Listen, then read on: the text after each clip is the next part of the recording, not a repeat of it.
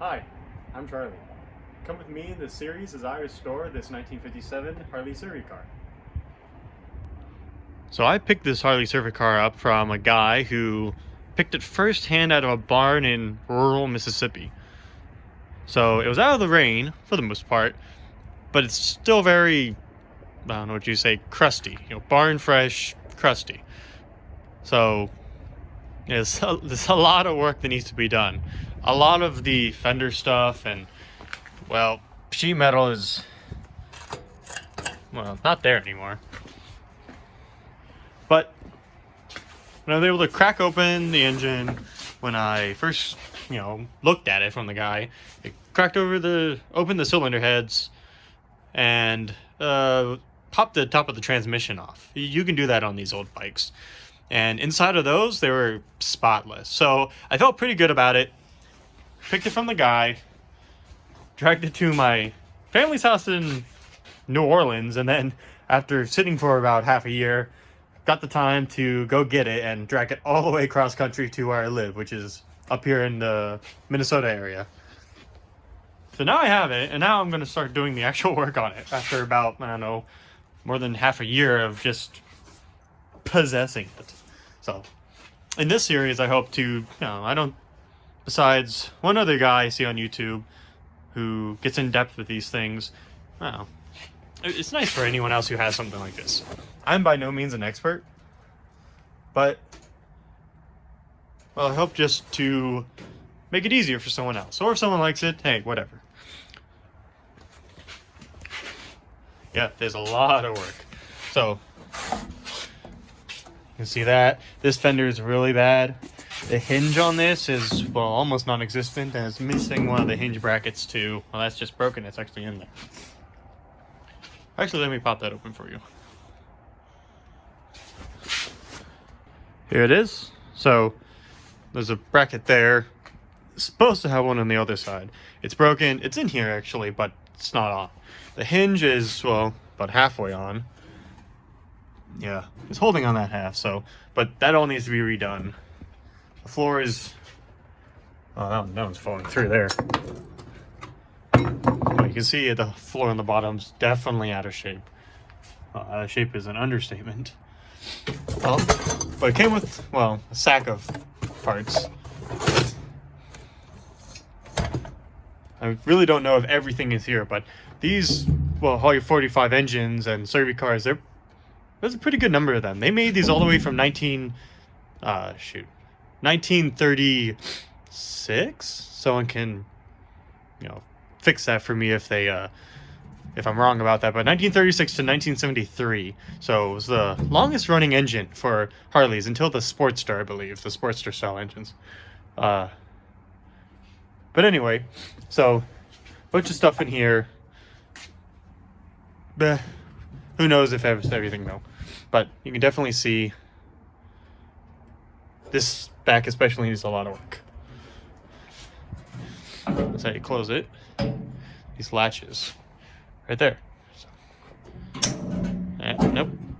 There we go. So here's an interesting thing. I was just moving it to get ready to work and found this little oil drip that was underneath it from the crankcase, which is good because that means there's any amount of oil in the crankcase still. Better than no oil. Alright, so here we are. Now, to remove the engine, I actually have to separate it from the transmission. On old Harleys and, well, a lot of old motorcycles, this is what's called pre-unit construction. So, the engine, pistons, crankcase, is all separate from the transmission, which is here, holds the actual gears and the final drive to the rear. So there's a primary chain that runs inside this, which is the primary chain cover. You take that off, and I also need to take this bracket off as well. This bracket also holds the footboard, but that's in the basket in the back. It's already taken off. So I'm gonna remove that and get the engine out.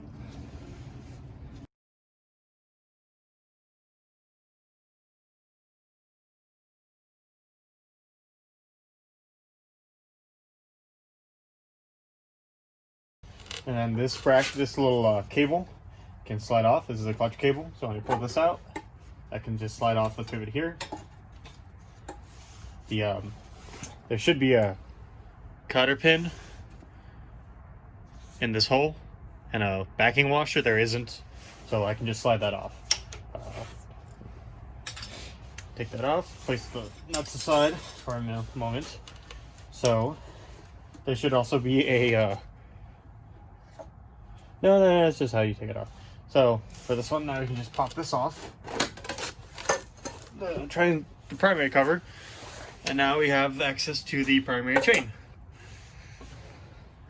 I had also already gone through this and cleaned up a lot of it. A lot of this in here was just terrible.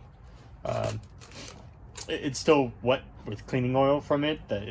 Harleys are dry clutches, so at least these were. So I had to go back and clean all those off from the oil.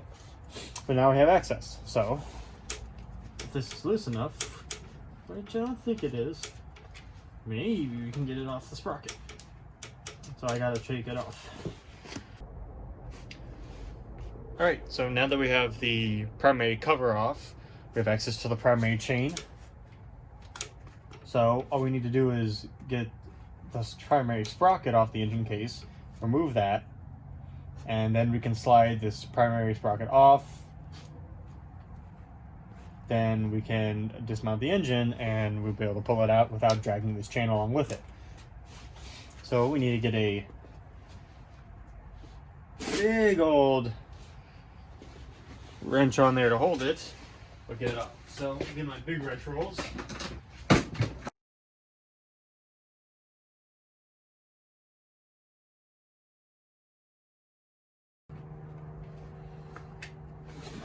I don't think so. Well, one other thing we've done, which is what I've done before, we just take this primary off. There's bearings in there, but they're in a cage, and you'll see. It should be okay. I just need to grab a piece I made for that. Alright, so I got my piece. This is a piece I made a while back when I went to inspect the primary before the clutch assembly. So it's just a flat bar with a hole in it, and the bar is big enough that I put it here, take this nut off that was in the center, put it here, then I can put the nut back on in the right direction. It's not fully threaded. Here we go. And then I can tighten it down, compress the springs, and then just remove these 3 bolts. The one here, here, and here. And then remove the whole spring assembly. There we go.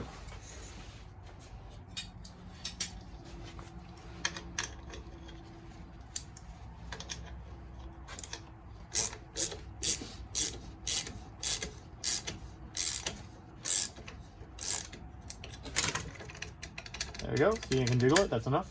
Now I can just remove these nuts. Yep, I need to. This one's interfering there. Yeah, now I can get this one off.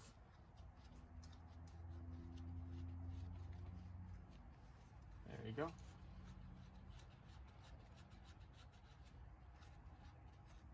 There we go. 2.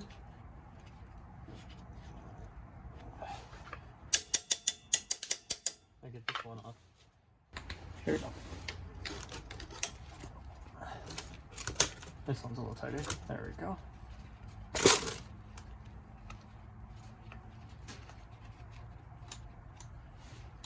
And that makes 3. So, the 3 removed, I should be able to slide this off. And there's our springs. And I don't know what you call this. Well, the springs in the first part of the clutch plate. So, just put that off in the basket. So, next part you come into is the clutch plates. Let me get my picks for that. Alright, next is the clutch plates. So there's a lot of plates in here. So the first half plate. Grab in the center. First half plate doesn't have any clutch friction material in the one half, and it's only the others on the other half.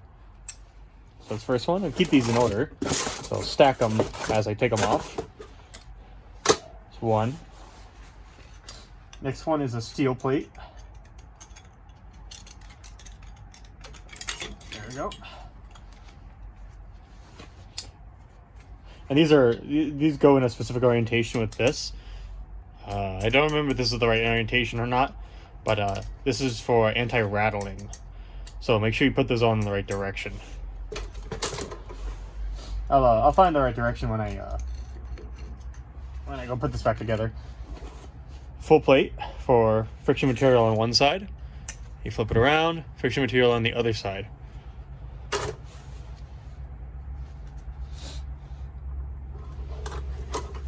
Then a steel plate. There you go. There we are. Another steel plate. And another full plate with full friction material on both sides. There and there. And that's the end. So now, what do we have is, you know what? I'm gonna bring the camera in closer for you guys. All right, here we go. This is the close-up of the clutch. Well, the plate's all removed. So what we have is an inner and an outer, and they spin independent of each other. It's in neutral now, so it's not going to the rear. And what we have in between the two, it's hard to see. This silver plate here is a cage for a double row of ball bearings packed with grease. I've already cleaned out and packed that. Of course, I'm going to go back and repack it with even better grease.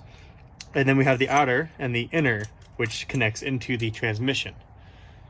The outer connects on that primary chain back to the engine. So when it spins independent, it's on those double roll. Well, mine has two. I don't know how many it's supposed to have, but there's two little springs. They're kind of like E-clips, but not really. They're springy, so they give positive pressure to the cage here for the ball bearings and hold it in place. So make sure those are seated right, or you have them. And then we should be able just to pull this outer off with the chain and not dump ball bearings everywhere. So there we go. Easy as that. So then we can unstrap it. Let me zoom you out. So then we can unstrap it from the front carefully with this.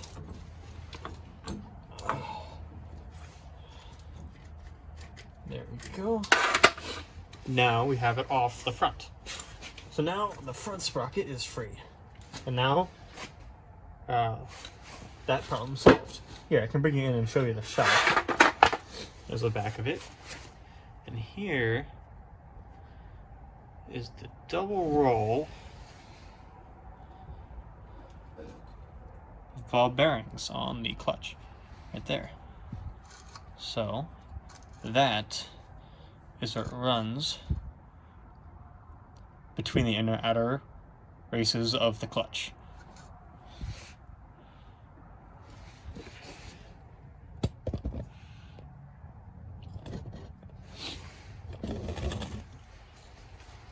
So now that we have the primary chain off, we just need to, well, disconnect everything else that's attached to it. So there's screws here that attach this little backing plate for the primary. We got to remove those next. Now let me zoom in on the screws.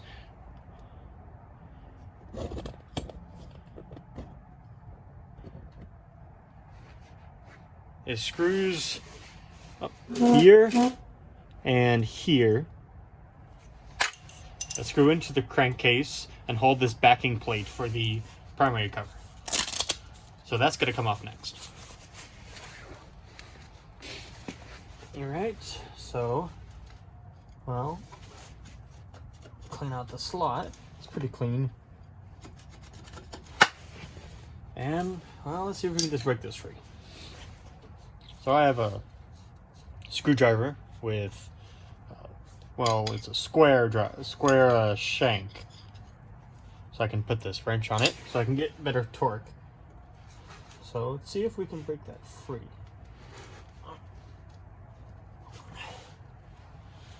Let's try this one.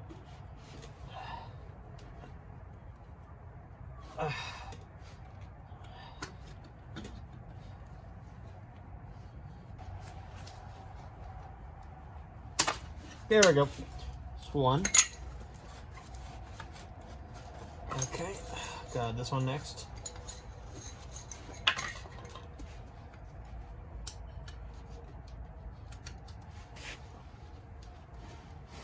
Oh, God.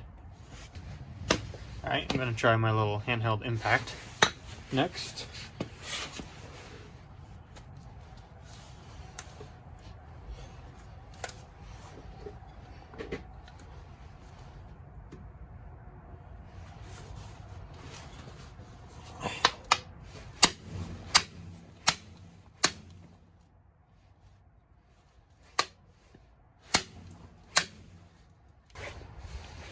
Alright, I'm gonna run off and get a thing for this.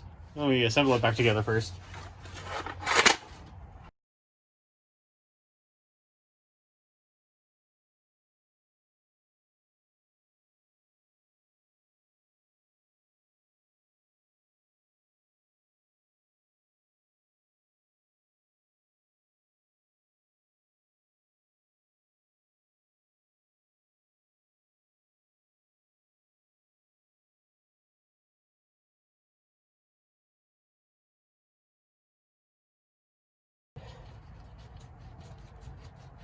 There you go. Alright, now that's back on. Alright. Alright. I got the bottom one off. We gotta get this top one off still. It's really stubborn. So.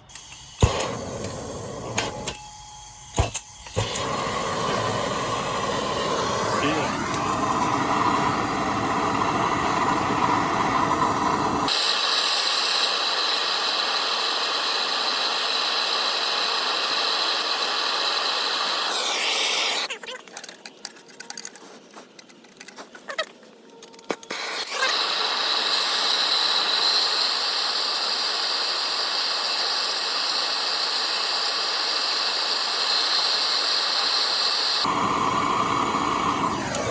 Okay.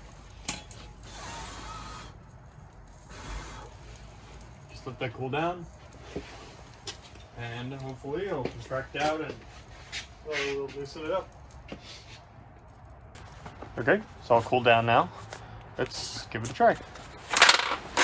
I ground this screwdriver to be, well, for it to sit better in this particular screw.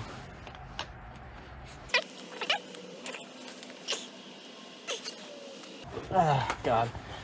Okay, that's really tight. Let me see with the impact.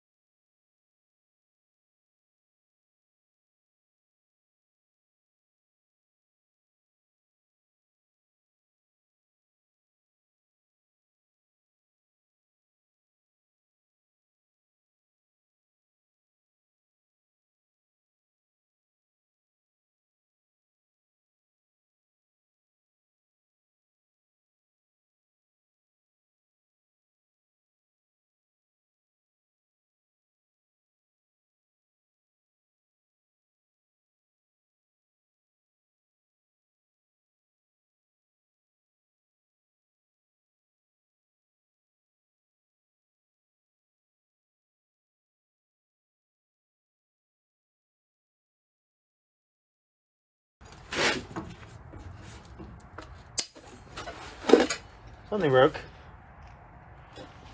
Did I get it?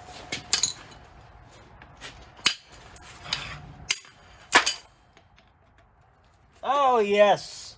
Sweet. Sweet relief. God, I thought that was going to get really ugly there. All right. Last one's coming off. Right there. Last one's coming off. What's this piece? And this little retainer, like such.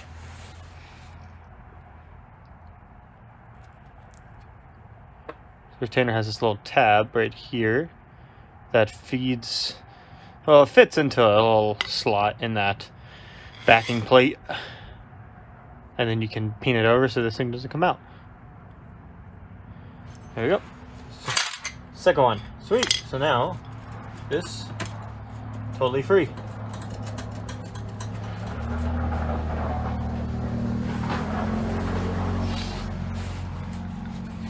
So, besides the miscellaneous cables, what's the really important thing next is to just unbolt it from the frame. So, I want to do this from this side. Yeah, I do. Alright, so we'll do that next. Alright, so I was actually mistaken. What we have to do to actually reach that bolts in the back that hold it to the frame or that mount it to the frame is we have to actually take this cover off. So we got to remove this basket and get it off.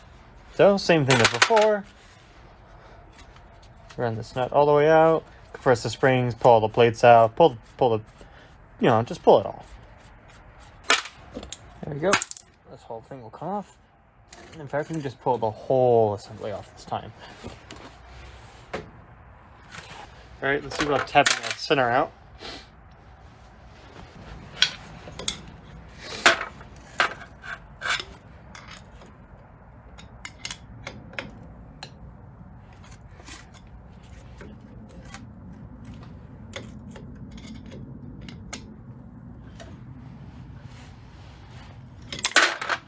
Wish I had more hands.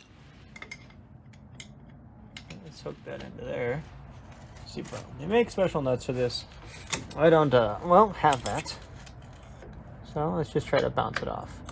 Doubt it'll work, but hey, we can try.